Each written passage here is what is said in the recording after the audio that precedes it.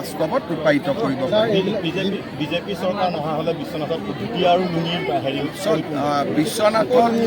বিশ্বনাথত লুঙিৰ হিতাধিকাৰীৰ সংখ্যা বাঢ়ি আছিলে, ধুতিৰো হিতাধিকাৰী আছিলে, কিন্তু আজি আমি গোটেই পৰিৱেশটো বদলাই tunnel, medical college, BSc nursing college, আমি গোটেই নেৰেটিভটোৱে চেঞ্জ কৰি পেলালোঁ।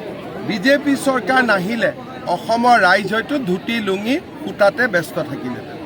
যিবিলাক আঁচনি লৈছে এই আঁচনিবিলাকে বিজেপি বা মুখ্যমন্ত্ৰী নাৰী শক্তি বৃদ্ধি কৰিব নেকি? ডেফিনেটলি কৰিব, ৰাইজেতো আশীৰ্বাদ কৰিব ইমান ভাল আঁচনি পালে। ধুতি লুঙিতে কংগ্ৰেছক 15 বছৰত আশীৰ্বাদ কৰিছে, যদি ধুতি লুঙি পাই 15 বছৰ আশীৰ্বাদ কৰিছে, অৰুণোদয় পোৱা মহিলাইতো অতি কমেও 30 বছৰ আশীৰ্বাদ কৰিবই। ছাৰ, জিতেন্দ্ৰ সিঙে এটা অভিযোগ দিছে আপোনাৰ ওপৰত যে এপেক্স বেংকৰ যিখিনি বিত্তীয় দুৰ্নীতি সেইখিনিত আপোনাৰ জড়িত আছে বুলি। এটা চাওক, এপেক্স বেংকটো ৰাইজৰ অনুষ্ঠান, কংগ্ৰেছে এইকেইদিন এপেক্স বেংকটো ধ্বংস কৰাৰ কামত লাগি গৈছে। এপেক্স বেংকটো অসমৰ এটা জাতীয় অনুষ্ঠান, এই জাতীয় অনুষ্ঠানটো দিলুৱাৰৰ ইচ্ছাৰাত কোনোবা এজন দিলুৱাৰে ক'লে দুৰ্নীতি আছে, দুৰ্নীতি হৈ গ'ল। বেংকটো যে মৰি যোৱা বেংক এটা যে আজি উন্নত হ'ল, এই বেংকটোত যে ATM আহিলে, এই বেংকটোত যে আজি নতুন নতুন টেকন'লজি আহিলে ষ্টেট বেংকৰ দৰে, সেই কথাবিলাক দিলুৱাৰেতো নাজানে।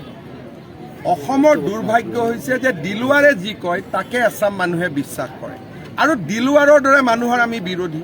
আৰু বিজেপিৰ জন্মই হৈছে দিলুৱাৰৰ দৰে মানুহক খতম কৰাৰ কাৰণে। গতিকে এইটো যাত্ৰাটো, এইটো যুদ্ধটো চলিবই।